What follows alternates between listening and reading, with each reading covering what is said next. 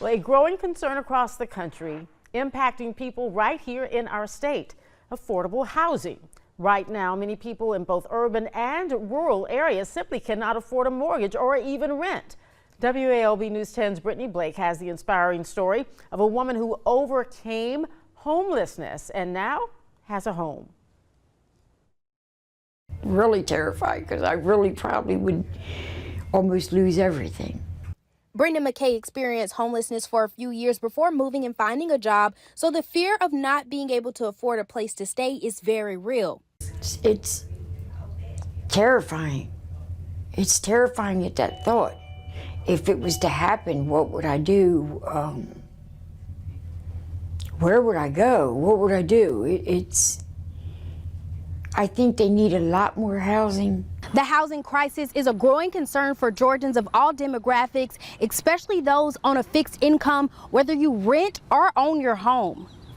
Brenda brings in $1,500 a month. Currently, her rent is subsidized to $150, but just to afford this housing, she lives over 20 miles from her job, so catching a ride to and from work each day is nearly $200 a month. With only $20 in food stamps, she spends over $200 in groceries, leaving her with about $150 at the end of each month.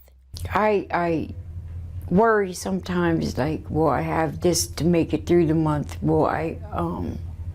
What if I have something else that comes up that, needs money?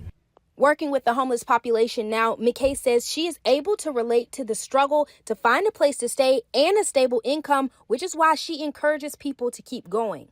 I'm grateful and happy that I have the housing, but I take it home a lot that when people call and you got to tell them no, there's no funding for that. Some people cry and they get mad and lash out, and I take it home because it bothers me. Some communities in rural areas are working to address the need for affordable housing, but many are concerned the demand will still be much greater than the supply. Brittany Blake, WALB, your hometown news source.